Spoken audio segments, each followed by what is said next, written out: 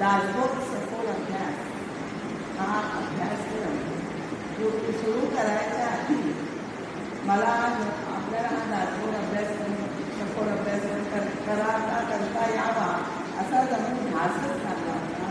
आणि तो ध्यास समर्थ कृपेने पूर्णही झाला आणि त्यामुळेच आपण रामाच्या समोर दासबोध विवरण सेवा करतो. तर हा ध्यास कसा लागला होता ते या आपल्याला किताबात ऐकायचं.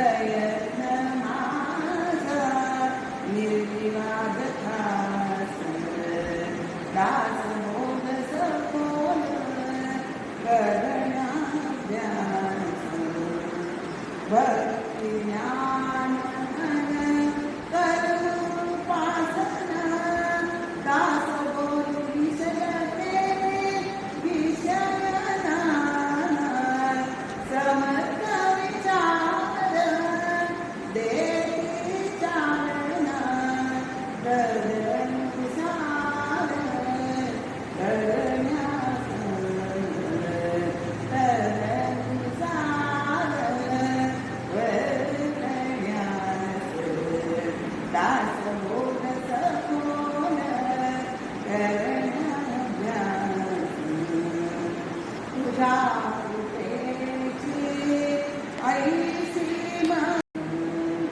विनंती ऐसी रामदासांचा तूच बोध भीमच दास बोधास तूच बोध भीमच दास बोधास परमानंदाची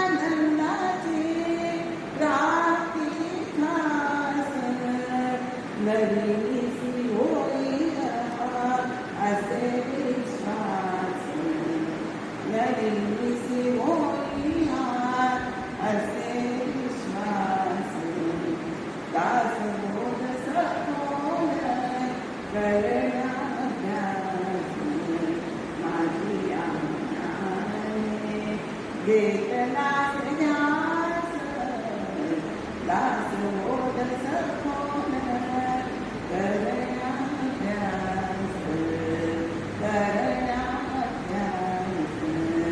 करण्याभ्यास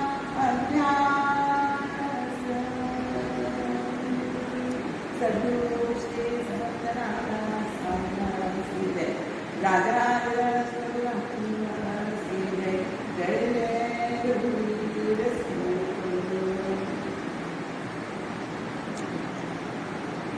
गेल्या वेळेला आपण विविधता अध्यात्मिक आदिभौतिक आणि अधिभौतिक हे ताप आपण बघितले. त्या तिन्ही दुःखांचं ताप म्हणजे दुःख त्या तिन्ही दुःखांचं पर्यवसान ज्या कृपेना तो म्हणजे मृत्यू. म्हणून ती तापाचे विवेचन झाल्यानंतर समर्थाता मृत्यू निरूपण करण्यास प्रारंभ करतो. मृत्यू या जगामध्ये माणसाला सर्वात अप्रिय असणारी अशी जी गोष्ट आहे ती म्हणजे मृत्यू हा अतिशय दुःखदायक आहे, तापदायक अशी घटना त्यांच्या जीवनात असते. माणसाच्या वाट्याला आयुष्यभर ते दुःख येतात ना, त्या दुःखांचं समापन म्हणजे शेवट हा मृत्यूनेच होत असतो. हे नक्की लक्षात ठेवायचे. फक्त मृत्यू हा म्हणजे परम दुःखाचा परमोच्च आविष्कार आहे असं म्हटलेलं आहे.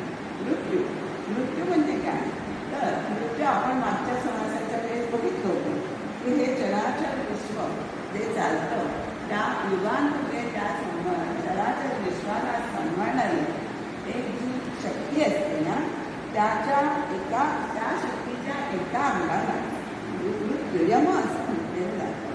आणि यम म्हणजे काय तर नियमन करणे आणि ताब्यात ठेवणे.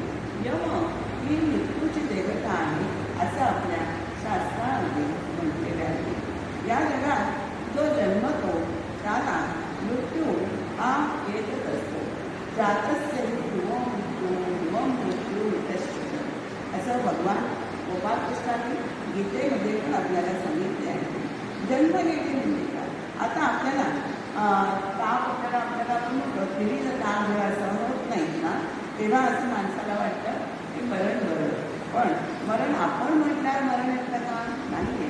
तुमची घटना बघली तीच मरण तुम्हाला येतं. त्याच्यात एक छोटीशी गोष्ट सांगते. एक लाकूड तोड्याला असतो तो होळी घेऊन येत असतो आणि म्हातारा झालेला असतो त्याला आणि त्याला ती मोळीचं सुद्धा मोठं सहन होत नाही आणि तो खाली ते उतरत बसतो आणि पण त्याला मोळी उचलता येत नाही. तर तो म्हणतो देवा सोडव रे बाबा असं म्हणतो आणि खरोखर दोन दूध त्याच्यासमोर उभे राहतात. तुम्ही कोण तू आता आम्हाला बोलवलंच ना आम्हाला यमराजांनी पाठवलं आहे. हो का मी त्यासाठी बोलवलं मी माझ्या डोक्यावरही मोळी द्या. तर म्हणजे मला म्हणजे प्रत्येकाला मराची इच्छा नसते. मरण हे कोणालाच नको. म्हणूनच ते आपण मगाशी म्हणतो जसं अप्रिय गोष्ट आहे माणसाच्या बाबतीत. त्यामुळे त्या मोळी पिक्याला सुद्धा मरण नको असतं. तो त्या माणसाला सांगतो की मला तुम्ही मोळी डोक्यात द्या त्याकरता मी तुम्हाला बोलवले. नंतर आपण माझी वेळ म्हणजे म्हणायचं काय जेव्हा वेळ येते ना तेव्हाच माणसाचा मृत्यू होतो. मरण आपल्याला दुःख सहन नाही म्हणून मरण आपण बरे भेटतो. पण तो मृत्यू ते आपल्या हातात ज्याची घटिका बनली ना तो त्या दिशेने चालायला लागतो. सगळं आपलं दिसता येते सोडतो आणि लागायला लागतो. तर हा असा मृत्यू आहे. आता मृत्यू म्हणजे काय, तर जन्म येणे म्हणजे काय, आकाराचे. जन्माला एखादं मुलं येतं ते आकार घेऊन येतं की नाही, तर तो आकार म्हणजे त्याला आकाराचे नाही म्हणजे जन्म आहे. आणि आकार मोडणे म्हणजे मृत्यू आहे. त्यातून मृत्यूला सर्वांना सामोरं जावं लागतं होता. त्यातून कोणाची सुटका होत नसते. देह जन्मला की तो सारखा मृत्यूच्या दिशेने धावत असतो. म्हणजे या मृत्यूची झडप ही कोणाला कधीही कल्पवू शकत नाही, कोणीही कल्पवू शकत नाही. या मृत्यूचे स्वरूप आणि तांडव या समासात समर्थांनी यथार्थपणे वर्णन केलेले आहे. अगदी ईश्वराचे प्रत्यक्ष अवतार झाले किंवा अतिशय कौशल पुरुष समजा जरी झाले ना, तरी सुद्धा त्यांना मृत्यू सोडत नाही.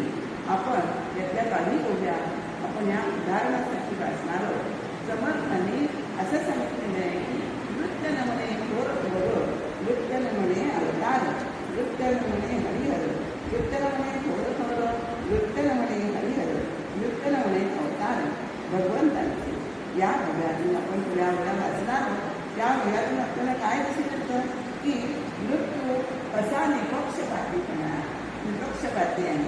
कारण मृत्यूला लहान थोर, श्रीमंत, गरीब, नंतर शिकलेला, अडाणी असं राजा असं काहीही त्याच्यामध्ये आपल्याला भेद आपल्याला त्याच्या ठिकाणी भेद दिसून येते. फरक करत नाही. तो सगळ्यांना त्याच्याकडून काळाचा म्हणतो काळाच्या भीती पडावं लागतं. आपल्याला ह्या ओळीला आपल्याला मनाच्या श्लोकात समर्थांनी अशीच समर्थांचा मनाचा श्लोक आहे. तो बघा, जीवा कर्मयोगे जनी जन्म झाला, हरीशे मृत्यू काळमुक्ती निघाला, माथोरते मृत्यूपंथे गेले, किती एकते जन्मने आणलेले. किती ह्या भूतलावर किती जन्मतात आणि किती करतात याची गणती कोणीच ठेवू शकत नाही. तो जन्माला आलाय पण त्याला मृत्यू हा अटळ आहे. म्हणूनच आपल्याला या पृथ्वीतलाला साचे मृत्यूभूमी असं म्हटलेलं आहे. मृत्यू आणि आपण जेव्हा म्हणतो ना की आपल्याला जोपर्यंत आपण इथे असतो तोपर्यंत म्हणजे आपण चिरंजीव स्वतःला समजत असतो, पण तसं आपण चिरंजीव आहोत पण नाही आहे. प्रत्येकाला हा ठरलेलाच आहे. फक्त आपल्याला त्याची जन्माला येण्याची, आपण जन्माला येतो ती तारीख सगळ्याला काय नाही, पण जेव्हा मृत्यू पावतो तेव्हा ती तारीख आपल्याला कळत नाही. त्यामुळे मृत्यू हा कधी कोणावर झाला नाही त्याचंही आपल्याला सांगता येत नाही. त्याची वेळ धरली की त्याला सगळं इथल्या इथे सोडून जावं लागतं. पण संसार करताना माणूस काय करतो, त्या संसारात इतका रमून जातो ना की अंतकाळी आपल्याला मृत्यू येणार नाही हे सुद्धा तो अटळ आणि भयावह असलेला मृत्यूबद्दल तो जराही विचार करत नाही. हा माणसाचा काय म्हणतो काय ड्रॉबॅक आपण मराठीचा हा त्याचा वीक पॉईंट आहे की तो मृत्यूचा विचार करत नाही. मृत्यू येण्यापूर्वी माणसाने या सर्वेनाचा आपल्याला सदुपयोग करायचा असं संतांनी सगळ्यांनी सांगितलं आहे ना. तर मृत्यू येण्यापूर्वी जर तुम्ही अकाली मृत्यू पावलात तर तुम्हाला तुम्ही प्रपंचातच गुंतून जा. आणि राम म्हणाच शेवटीला तर एक गाणं आहे, खूप छान आहे. असं करता करता जाणून घातलं गारुण्यपण, वार्धक्यपण असे सगळे त्याच्यामध्ये दाखवलेले आहे. दिन गेले भजना सारे, दिन गेले भजना सारे, बालपणा गमण्यात गमिला, यौवनात धन दौलत त्याने, दिन गेले भजना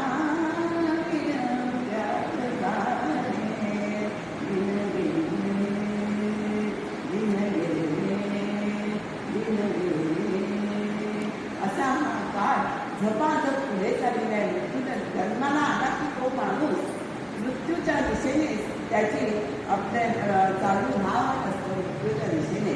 आता कोण कोण या मृत्यूच्या दिशेने आपल्याला समर्थ इथे यादीच देतात बरं का. समर्थांच्या शैलीची एक खासियत आहे की समर्थ त्या कोणालाही म्हणजे इतकं त्यांचं सूक्ष्म निरीक्षण आहे की योगी असो तापसी असो अशा सगळ्या ओव्या समर्थांनी ह्याच्यात दिलेल्या आहेत. आधी आपण कोणाला त्या समृद्धीसोबतही उदाहरणार्थ आपण या बघूया बघा. तर जसे बाल असो, तरुण असो, वृद्ध असो, रोगी असो, सशक्त असो, अशक्त असो, सुंदर असो, कुरूप असो, शूर असो, उदार असो, राजा असो, धनिक असो, स्त्री असो, पुरुष असो, चारी वाणी या आहेत त्या चारी खाणीतील प्राणी असो, कोणीही त्याच्या सगळ्यांना मृत्यूच्या डोळ्यात जावंच लागतं. त्यामुळे म्हणूनच याला मृत्यू लोक आहे असं म्हणून आपण आपल्या देहाचं आपल्याला जो नवदेह मिळालं त्याचं आपल्याला नीट करावंच आहे. आणि ते तर ईश्वराशी जागरूक झालेले आहे त्यांना मात्र या काळात त्याच्यावर या काळावर संतांची आणि ईश्वराची जागरूक झाली म्हणजे ईश्वराची सत्ता त्या काळात आहे. आणि ते ईश्वराची सत्ता पण झाली ना त्यांची सत्ता आपल्याला मृत्यूवर असलेली दिसते. या ओव्यातून काय सांगितलं 1 ते 58 या ओव्यांमध्ये समर्थांनी हे अशा प्रकारचे जे आपण बघा शरीरीमध्ये मृत्यूचे स्वरूप आणि तांडव असं यांचं वर्णन केले. आणि शेवटच्या म्हणजे 59व्या ओळीत परमार्थ पुष्ल्या शाश्वत आत्मज्ञानीच यातून सुटतो असं समर्थांनी आपल्याला सांगितलेले आहे. फक्त जगाचा नियंता निर्माता ईश्वरच ह्याची सत्ता सर्वत्र चालत असते. आणि समर्थ असं काय म्हणतात बघा नृत्याला म्हणे असं म्हणून समर्थांनी जी आपण मला सांगितलं की जी लांब लचक आपल्याला यादी दिली. आता आपण थोड्याशा ओव्या वाचूया. नृत्यनमणे हा भूपती, नृत्यनमणे हा चक्रवर्ती, नृत्यनमणे हा करांती दैवाडणे, नृत्यनमणे वरिष्ठजनी, नृत्यनमणे राजकारणे, नृत्यनमणे लेखनी लेखनता श्रीराम, नृत्यनमणे व्युत्पन्न, नृत्यनमणे संपन्न, नृत्यनमणे विप्रजन समुदायी श्रीराम, नृत्यनमणे हा धूत, नृत्यनमणे गुरुश्रुत, नृत्यनमणे हा श्रीराम, नृत्यनमणे अभुलमूर्ती, नृत्यनमणे हा श्रोत्री, नृत्यनमणे हा मंत्रयत्री गुणामणी श्रीराम.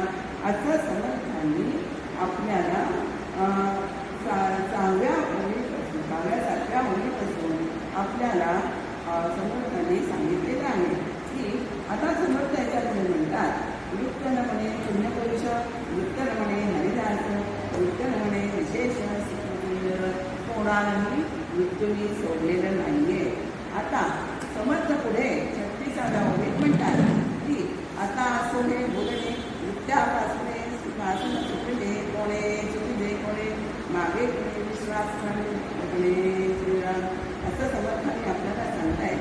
नंतर शेवटी काय समर्थ सांगतायत की येथे माझा म्हणजे शेवटी कोपन करावा हा मृत्यू लोक सगळाच खावा. हा मृत्यू लोका सगळ्यांना ठाऊक आहे. त्यामुळे उपदना प्राणी जाई सगळ्यांना मृत्यू करते हे आपल्याला लक्षात येते. जो माणूस उपजला म्हणजे जन्माला आला तो मृत्यू पंथाने जाणारच आहे हे आपण लक्षात ठेवायचं. आणि ह्याच्यामध्ये कोणीही संशय घेण्यास जागा नाही. हे आपल्या डोळ्यांना प्रत्यक्ष आपल्याला दिसत आहे की नाही तिथेच किंतु म्हणजे किंतु परत असा संदेह त्यात कोणालाही ठेवायचं कारणच नाही. असं असल्यामुळे काय करायचं आहे आपल्याला ऐसे जाणूया जीवे याचे सार्थकची करावे मंडळी कीर्तिरूपाने आपल्याला बोलायचं आहे. म्हणजे काय करायचं आहे की जगामध्ये लोकांमध्ये आपल्याला सत्कर्म करायचे. आपल्याला सुद्धा मनाच्या तोटाचं असं म्हणते ते त्यांच्या कीर्ती मागे निघावी असं म्हटलेलं आहे. ते त्यागल्यानंतर सुद्धा तुम्ही कीर्तिरूपाने या भूपदावर वाहता. त्यासाठी आपल्याला काय करायचं आहे परोपकार करायचं आहे. आपलं जीवन सार्थक करायचे म्हणजे काय करायचं आहे तर परमेश्वराच्या हजेरी लागायचं आहे. ईश्वराचे आपण कदाकार व्हायचं आहे. आणि ईश्वराशी कदाकार व्हायचं आहे कारण या ईश्वराचीच या काळावर सत्ता आहे. काळात त्याच्याच सत्तेने हे सगळं चाललेलं आहे. त्याच्यापुढे काळ काहीही करू शकत नाही. म्हणून आपल्याला काय करायचे की आपण ईश्वराशी सदाचार घेतले आणि ईश्वराशी सदाचार झाल्यामुळेच आपण ईश्वराशी एकत्र होतो. त्यामुळे काय होतं की मृत्यू तिथे जन्ममृत्यूची वार्ताच नाही. सदाचार झाल्यावर ईश्वरा आहेच परब्रह्म आहे असतच असेल असं म्हटलेलं आहे. तसं आपण सदाचार झाल्यावर आपण सुद्धा परब्रह्माप्रमाणे असतच असेल असं असणारं म्हणजे आपली जन्ममृत्यूची खेळ संप्रारंभ म्हणजे यमाचे भय यमाचा दंड आपल्याला कोणाला नाही. जर आपण ईश्वराची सदाचार घालू तर त्यासाठी आपण ईश्वराची सदाचार होण्यासाठी आपल्याला कृती करायची आहे. आणि त्यामुळे आपल्याला काय करायचं आहे असे सकळ गेले परंतु एकच राहिले. असो ऐसे सकळही गेले परंतु एकच राहिले ते स्वरूपाकारणाने आत्मज्ञानी. आत्मज्ञानी म्हणजे त्याला स्वस्वरूपाचं ज्ञान झालेलं आहे. परमात्मा स्वरूप स्वस्वरूप म्हणजेच परमात्मा स्वरूप आहे हे त्याला ज्ञान झाले. मी या परमेश्वराचा अंश आहे, मला वेगळं अस्तित्व नाही आहे हे ज्याला ज्ञान झालं ना म्हणजेच आत्मज्ञान म्हणजे आत्म्याबद्दलचं ज्ञान हे झालेलं आहे. स्वस्वरूप म्हणजेच परमात्मा स्वरूप म्हणजे सद्गुरु स्वरूप आहे हे आपण लक्षात ठेवायचे आणि त्यांच्याशी पदाकार होऊन घ्यायचे. आणि त्यामुळे आपण स्वरूपाकार झाल्यानंतर त्याच्याशी पदाकार झाल्यानंतर आपल्याला काय होणार नाही तर हे पहिल्याच ओळीत त्यांनी म्हटले ना संसार म्हणजे सरेची स्वार माफी नाही करणार सिद्धार माफी लागले श्री प्रगती नेमली. तर म्हणजे संसार म्हणजे कुठे करणारा उधार संसार नाही. तुम्ही संसारात आलेला म्हणजे तुम्हाला मृत्यू हा येणारच आहे. आपलं शरीर माफी लागलेलं आहे म्हणजे जन्माला आल्यापासून आपलं घरी गणित चाललेलं आहे आयुष्य. त्यामुळे काय म्हणताय आपण हे आपल्याला टाळायचं आहे. तर आपल्याला काय करायचं आहे जन्ममरणाच्या मापात लागलेले शरीर आहे ना ते कारातीत होण्यासाठी आपण संतांसारखे कर्मबंधन रहित घ्यायचे. संत कर्मबंधन एक असतात कारण काय सगळं करता ईश्वर ही त्यांची धारणा असते. तर मी काही करत नाही आहे माझ्याकडनं ईश्वर करून देते आणि जे कर्म करतात ते ईश्वरार्पण म्हणजे ईश्वरासाठी करतात. त्यामुळे त्यांना त्या कर्मबंधनाचा दोष लागत नाही. त्यामुळे आपल्याला कर्मबंधन रहित व्हायचं आहे, कर्मबंधनात व्हायचं आहे. त्यासाठी त्यांचा आदर्श जर आपण केला तर आपणही संतांसारखे आपण कर्मबंधनातून आपण स्वरूपाकार होतो. याच्या मृत्यूरूपणाचं असं समर्थांनी या समासात अत्यंत मार्मिक आणि सुरेख वर्णन केलेले आहे. आता मुळात दासोदात आपण वैराग्य निरूपणाकडे वळणार बघा. दासोदाचा तिसरा दशक आहे तो वैराग्य निरूपणाकडे वैराग्याकडे वळवणारा आहे. वैराग्य म्हणजे काय दृश्य जगताबद्दलची अनासक्ती निर्माण करणारा हा असा दशक आहे. त्यामुळे या वैराग्य निरूपणाचं आपल्याला या समासात आपण विवरण करणार आहोत. त्यामुळे काय वैराग्य म्हणजे काय ते आपण बोलतात तरी पहिल्यांदा आपण असं बोलूया की समर्थांनी या समासापासूनच खरं तत्त्वज्ञान जे आहे ना ते सांगायला सुरुवात केली आहे. तत्त्वज्ञान म्हणजे काय सांगितलं आहे तुम्ही हे दृश्य जगत हे भासमान आहे त्याची तुम्ही आसक्ती सोडा आणि जे परमतत्व हे शाश्वत आहे परमात्मत्व त्याच्या तुम्ही बदलून लागा म्हणजे त्याचं तुम्ही उपासना करा. त्याच्या बदलाने तुम्ही हा मनसागो हा करून जाणार आहात. म्हणजे समर्थांनी या समासापासून आपलं तत्त्वज्ञान जे आहे ते सांगण्यास लागून केले आहे. ते स्पष्टपणे सांगतात की मानवी जीवन हे ना ते अपूर्ण आहे. अपूर्ण का आहे मुळात परमात्मा एकच पूर्ण आहे आणि त्याच्यापासून तो वेगळा होतो. तेव्हाच माणसा म्हणजे जन्म तो जीवाला जन्म आला की तो अर्थात अपूर्ण आहे.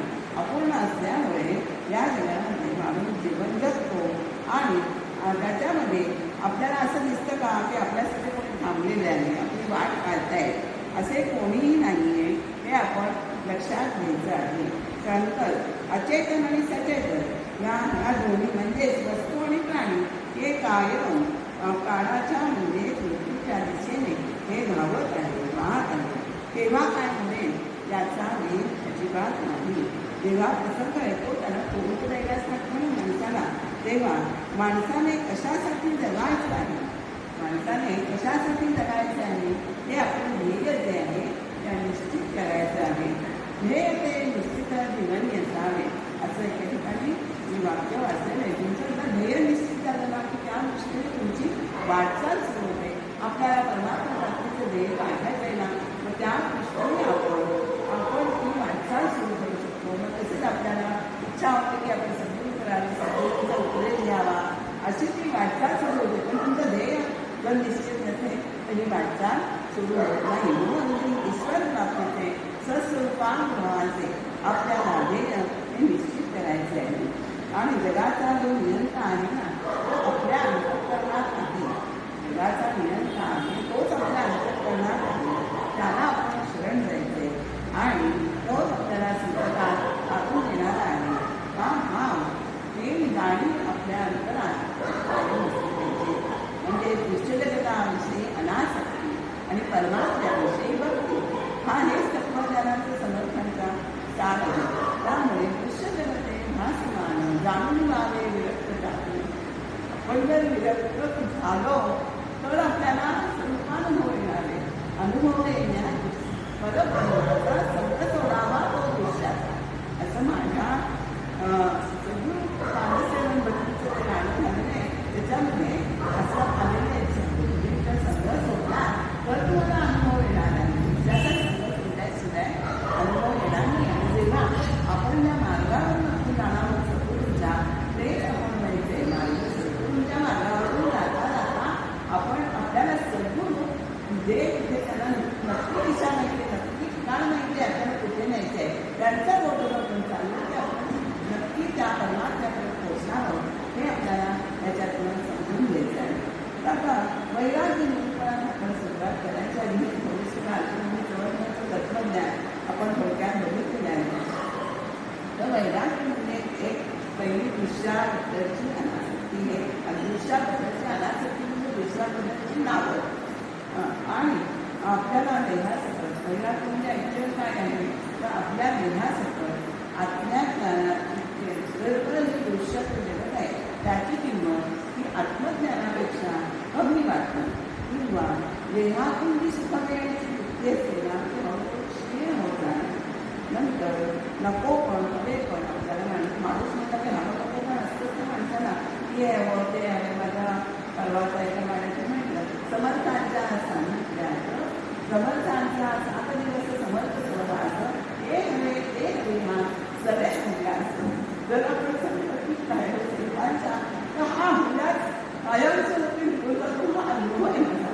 तिथे राहिला तर आपल्याला हा नक्की अनुभव येतो. आपला खरंच अभ्यास असतो मनात हे आवाज आपण हवेला फक्त निघून जातं. हा नक्की तुम्ही पण अनुभव देऊ शकता. आणि त्यामुळे हव्यास आपला हवेला पण शांत झालं पाहिजे आणि मनाने कोठेही कोणाचाही कधीही न मूर्ती याचं नाव वैराग्य आहे. आपण म्हणतो आसक्ती असते ती मनातच असते ना. एखाद्या गोष्टीची आसक्ती असते विषयांकडे आली ती आसक्ती परमात्म्याकडे लावली की तो परमात्मा होतो. आपोआप परमात्म्याकडे आपली आसक्ती बरोबर आणि आपली जी आसक्ती कोणती आहे आसक्ती वाईट नाही ते आपण तिथे बोलतो त्याच्यामध्ये जरी आपला परमात्म्याकडे आपण लावलो की आपल्याला परमात्मा भेटीचा आनंद हा नक्की प्राप्त होणार आहे.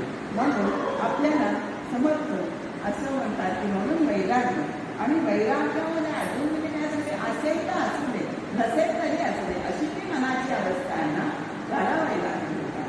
असलं तरी नसलं तरी व्हावा असलं तरी व्हावा अशा धारणेने जो माणूस असतो तो खरा विरक्त आहे. आणि विरक्त जो असतो ना त्याच्या अशा म्हणजे इच्छाही कमी असतात. अतिशय कमी त्याच्या इच्छा असतात.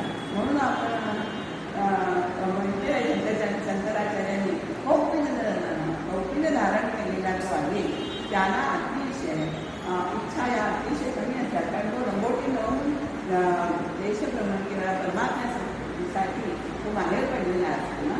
त्यामुळे आपल्याला असं करता संसारात राहतोय पण संसारिकाचा त्याग हा वेगळा आहे. त्याग रूप जेव्हा आपण करणार आहोत तेव्हा संसारिकाचा त्याग कोणता आहे आपल्या मनात मुळात त्याग करावा त्यांचा आपल्या अंतरात एक करायच्या आत स्त्री तयार असते. इतक्या आपल्याकडे विषयाच्या उर्मी असतात अंतरात, तर त्या वृत्तींचा आपल्याला त्याग करायचा प्रयत्न करायचे. प्रयत्न अशी परमेश्वर असतो आपण म्हणतो ना, तर प्रयत्न करायचा. आपण शक्यतो आपल्या इच्छा आकांक्षा ज्या आहेत ना मर्यादेत ठेवायच्या, की ज्यामुळे आपल्याला आपोआपच याबरोबर विरक्ती येईल. नंतर असं म्हटलेलं आहे या समासात समर्थाने काय संदेश दिला आहे? वैराग्य भाव पडणे म्हणजे वस्तू आणि व्यक्तींबद्दलचे ममत्व आहे ते संपणं.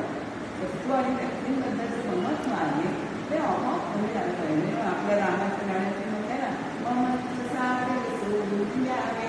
ममत्व हा सोडून द्यायचे, हा सोडण्याचा विषय आहे. तो आपल्याला काय सोडायचं आहे आणि काय करायचं आहे हे आता आपल्याला पुढे येणारच आहे. 6 आणि असा जर आपण सांगणार आहोत तेव्हा ममत्व सोडणे की सोडण्याचे सोडणं अवगुण सोडायचे आणि जे सार आहे ते सद्गुण आहे ते आपल्याला अंगीकारायचे आहे. तर म्हणजे वैराग्यभाव उपासने म्हणजे वस्तू आणि व्यक्तींबद्दलचं ममत्व हे संपले. हा संदेश महत्त्वाचा आहे. तो समर्थाने आपल्याला या समासातून आपल्याला मिळतो. या समासात सुरुवातीला भाविक आणि अभाविक. भाविक आपल्याला 2 प्रकारची माणसं असतात. एक भाविक असतात, एक अभाविक असतात, ते नास्तिक असतील असं. तर याच्यावर 2 समास या भाविक आणि अभाविक या 2 व्यक्तींची वर्णन या समासात आलेली आहे. म्हणजे ज्यांचा ईश्वरावर भरोसा नाही तो या संसारवरती नदी म्हणजे भवसागरात वाहून जातो. प्रवाह अतीत म्हणतो आपण, तसा तो वाहून जातो आणि त्याचा भाव असतो. तर तो भावाच्या बळाने हा तरुण जातो भाविक माणूस. तर समर्थांनी संसाराला महापुराची उपमा दिली. महापुरात आपण म्हणतो ते किती नुकसान होतं. आपले जळचर असतात, आपल्याला ते रूपकच आहे ते की वासनादामी गळी पडते वगैरे असं खूप मोठं रूपक आहे. जळचर असतात, आपल्याला बेजार करतात, कामक्रोध विकार आहेत. ते असं खूप छान 8-10 त्यांनी दिलेले आहे. संसार म्हणजे महापूर माझी जळचर व्यापार ग्रंथ रामती विखार काळसर्प. काळाला सर्पाची प्रमाण गेले, कारण तो आपल्याला गाडी करून येतो ना, तुम्हाला जायचं आहे डंख करत असतो. डंख करत विखार काळसर्प म्हणजे संसाराच्या म्हणजे भवनदीच्या पुरामध्ये अडकलेल्या जीवाचे वर्णन हे समर्थांनी पहिल्या काळामध्ये केलेले आहे.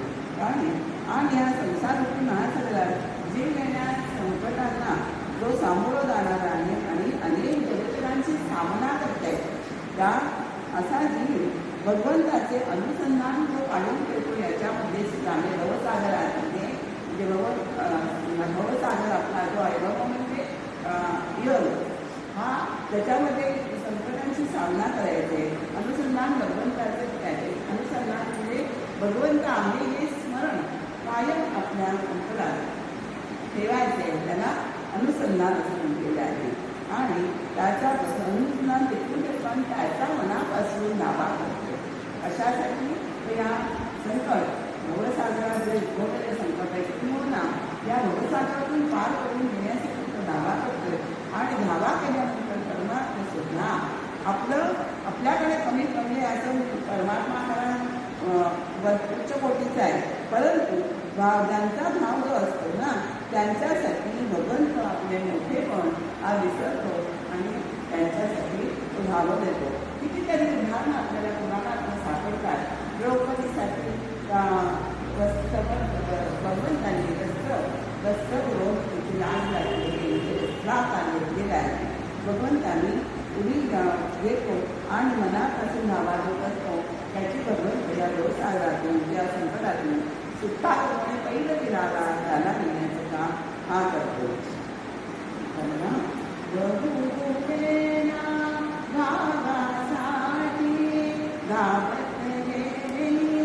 भक्तांसाठी संकटी तारण्या तो जगदेती नाना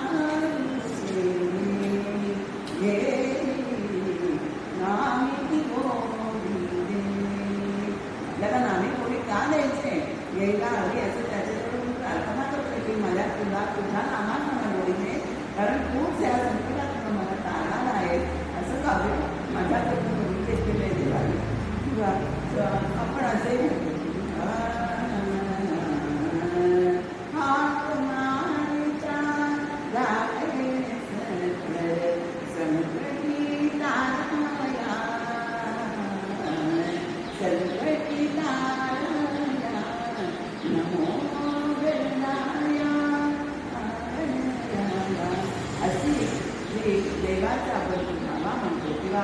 जावा फार सुंदर सद्गुरूंचा जावा आहे तो होळी आपण म्हणूया.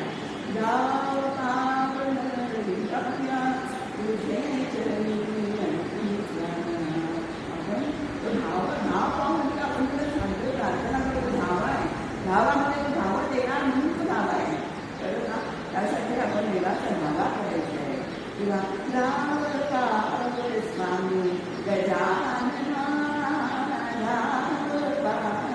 स्वामी गजानना दर्शनाची उदयी कामना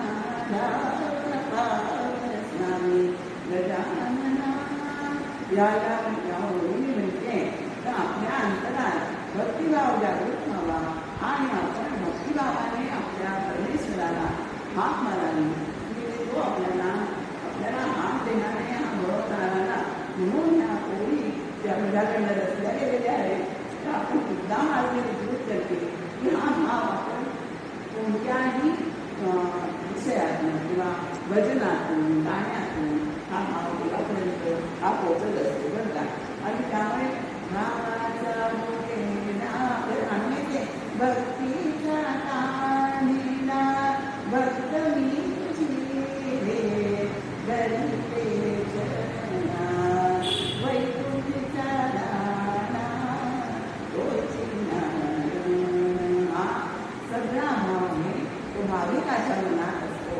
त्यामुळे तो हा भवसागर धरून नेण्यासाठी भगवंत त्याच्यासाठी धावत असतो. आणि हाच भावाचा भाव आणि भक्ती हे दोन्ही आपल्याला समर्थांच्या चरणी अर्पण करायचे आहे. त्यामुळे अशा ईश्वरांचा विषयी ज्यांचा भाव मनीचा असा असतो ना त्यासाठी भगवंत हा धावत येतो. भक्तीचा मुखेला भगवान आपण म्हणतो भगवान.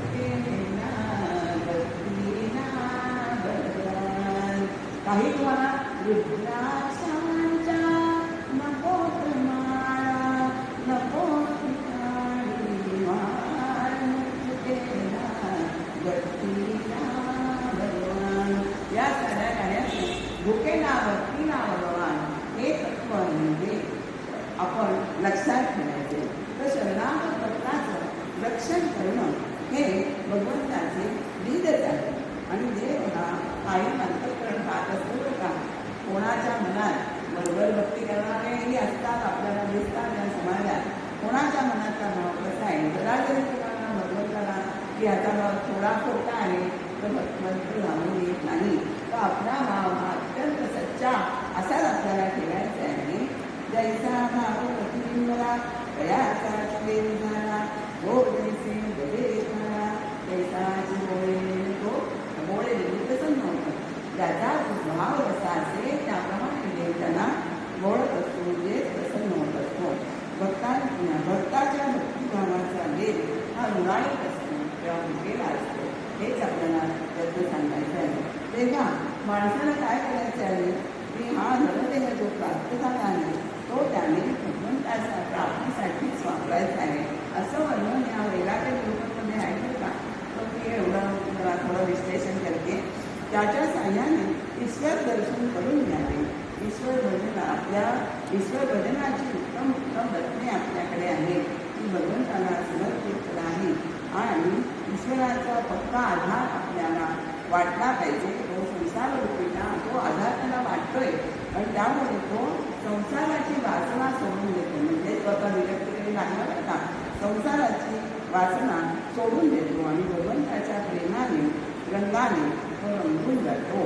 आणि इंद्रिय सुखोपभोग जे असतात इंद्रियांपासून मिळाले सुख त्याला तो तुच्छ मानू लागतो. मग असे आपण म्हणतो ना की इंद्रियापासून सुख मिळण्याची वृत्ती जी हळूहळू क्षीण होते त्याला काम आला तो काम आधी केले तो लागलेला आहे. आणि नरदेह तुच्छ मानू लागतो. आणि नरदेह वृत्ती व्यक्तीत ईश्वराला साठवले ही आपली पेटी आहे नरदेहाची. त्याच्यामध्ये आपल्याला ईश्वराचं सांगायचं आहे. आपण म्हणतो ना अंतरामध्ये बसलेला आहे देव कोंडला कोंडला देव कधीतरी असे गाणं आहे. तर मला त्याचे नक्की शब्द माहिती नाही. हा अर्थ असा आहे की तुम्ही अंतरामध्ये देव कोंडायचे आहे म्हणजे अंतरात त्यांना साठवायचे आहे असा त्याचा नक्कीच अर्थ आहे. तर आपल्याला आपण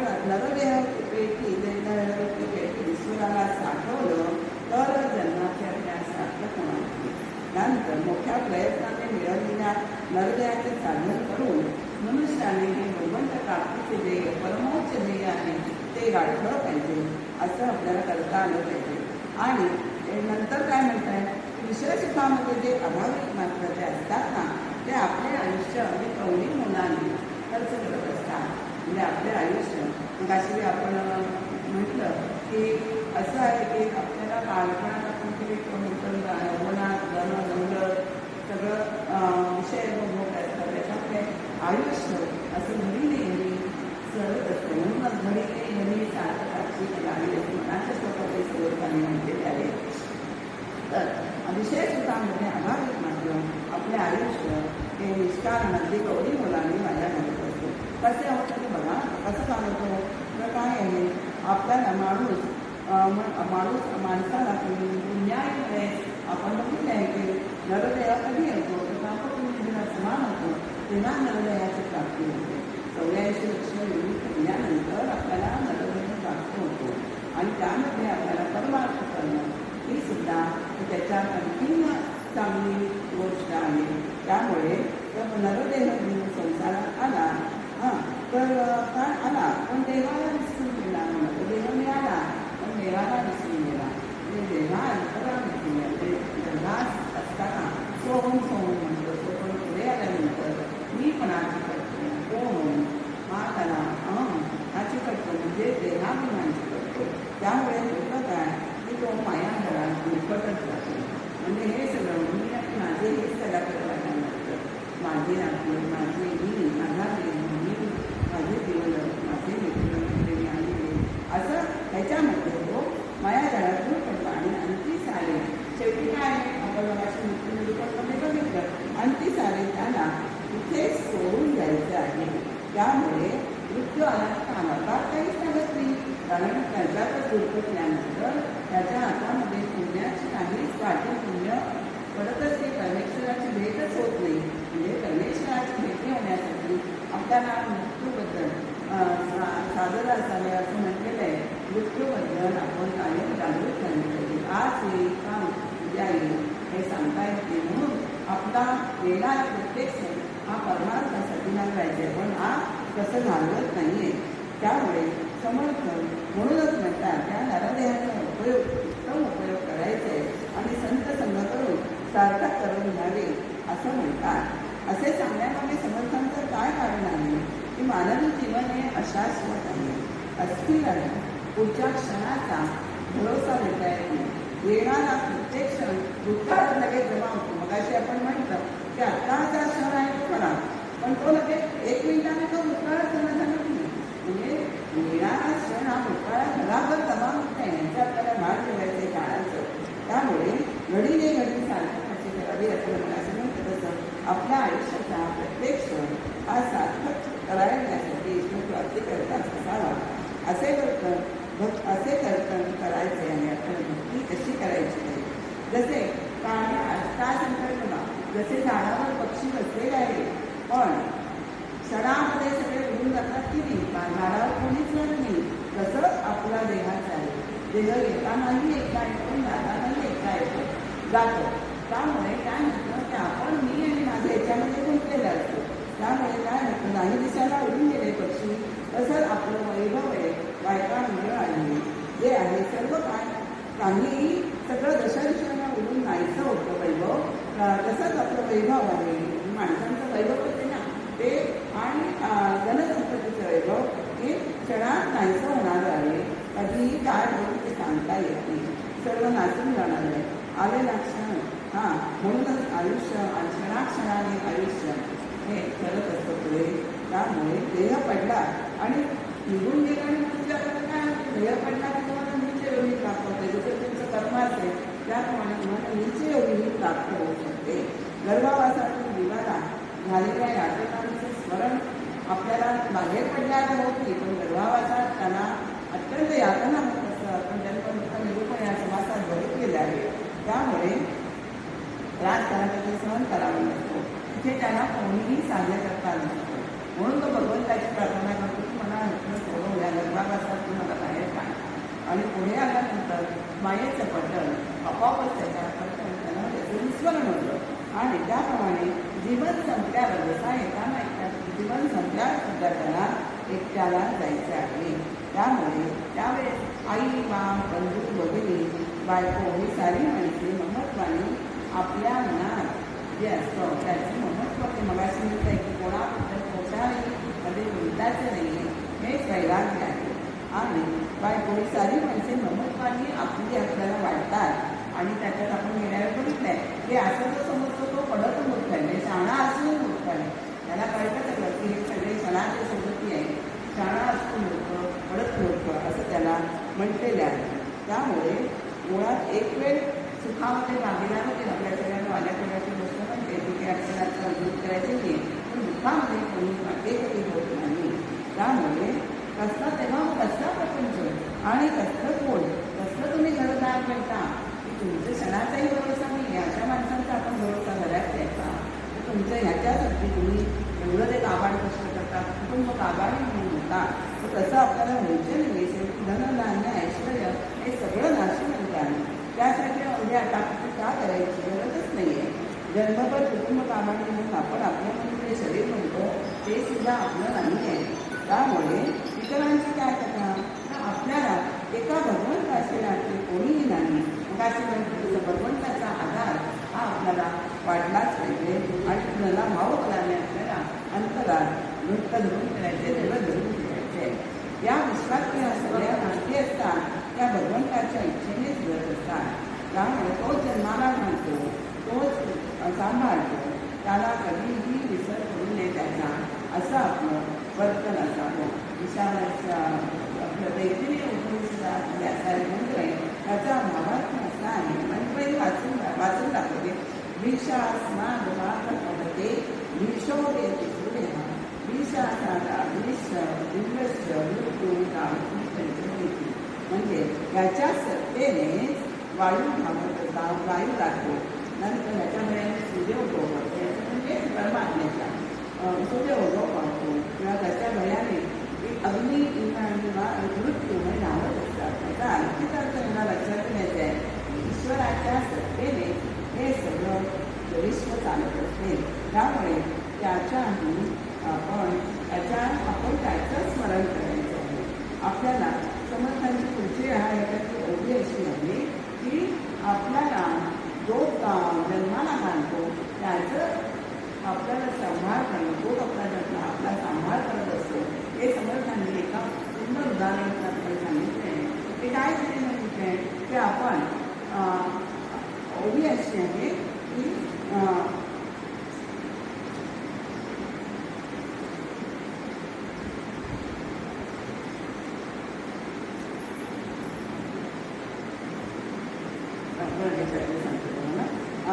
तर समर्थ असं म्हणतात की आपलं हे पोट भरण्यासाठी आपण बघायचं की कुटुंब काबाडी होतो. आणि त्यासाठी ज्यांना स्पर्शही करू नये अशा नीचांची तो विनंती करत असतो समोर, त्यांच्याशी आधी करत असतो. म्हणजे साहेब म्हणून असतो तो, ज्यांचं आपल्या पोटाची खरेदी करण्यासाठी त्यांना स्पर्शही करू नये अशा अनेक नीच लोकांची सेवा करण्यासाठी त्याला सादर असावं लागतं. आणि आपला साहेब प्रसन्न असावा म्हणून त्याला मोठ्या मर्यादेने त्याची स्तुती करावी लागते. त्याची कवित्व रचून स्तुती करावी लागते. म्हणजे आपलं पोट भरण्यासाठी आपण काय काय करतो या समर्थांनी आपल्याला ओळीत आपल्याला सांगितलेलं आहे. तर आपल्याला कधीही न भरणाऱ्या पोटासाठी अनेक हलक्या लोकांची ताबेदारी आपल्याला सहन करावी लागते. त्यांची चुकीच होतं, मनात नसलं तर ते करायला लागतं नाही की आपल्याला खा लगेच. आणि वाईट होतं माणूस, आपण चुकीची मदत नाही केली की लगेच वाईटपणा तो ठरलेलाच असतो. म्हणून मनात नसलं तरी त्याला चुकी सहन करावी लागते पोटासाठी. कारण आपण त्याच्याकडे नोकरी करत असतो पोटासाठी. पोटात काम अतिरिक्त आपल्याला पैसा मिळणार आणि त्यातनं आपण अन्नधान्य काय खरेदी करणार. म्हणजे पोटासाठी आपल्याला हे, आणि ते पोट कधी भरणार नाही आहे. भरतं का पोट कधी आपल्याला पुढे आपल्याला सवय असतं हे संपलं ते आहेच. म्हणजे हे पोट न भरणारी काळजी आहे पोटाचा. आपल्याला मनाच्या श्लोकात सुद्धा घरा दिवराच्या घरा अंतराचे सरा दिवसराच्या घरा दुर्भराचे पोट हे दुर्भर आहे, ते कधी भरण्यास कठीण आहे का असं समर्थांनी या श्लोकात म्हटलेलं आहे. दुर्भर राहते म्हणजे किती घडले ना तरी ते भरणे कठीण आहे. अशा पोटाचे भरा तुम्ही, पण पोटाचा उठाची उद्योग करा, पण त्याच्या पोटाला काही काळ तरी विसरा, असं समर्थांनी सांगितलंय. म्हणजे सगळं तुम्ही प्रपंचासाठीच करा असं नाही, त्यासाठी काही थोडं विसरा. त्या पोटाला दुर्बल पोटात ते विसराचं म्हणजे काय करायचे, तर आपल्या त्यावेळी हा यशोर सूक्ष्म कारण आणि महाकारण या चारही देहाने परमेश्वराचे चिंतन करायचे आहे. त्याला हा सुलभ आहे, त्याच्या चारही देहाने परमेश्वराचं चिंतन करायचे. चारही देह भक्तिभावाने भरून टाकावे असं समर्थांनी या श्लोकातून सांगितले. त्याचा तो आत्मनिक मार्ग दिला. तो सांगायचं काय की आपल्याला मग ज्यांनी आपल्याला जन्माला घातला, आपण ज्या साधूबाजी एवढी स्तुती करतो, ज्यांनी आपल्याला जन्माला घातलेलं आहे त्याला विसरून कसं चालेल. आणि हे अभाविक जे आहेत ना ते त्याला विसरतात, म्हणूनच त्यांची अशी अवस्था होते, कठीण प्रवाह कठीण होतात.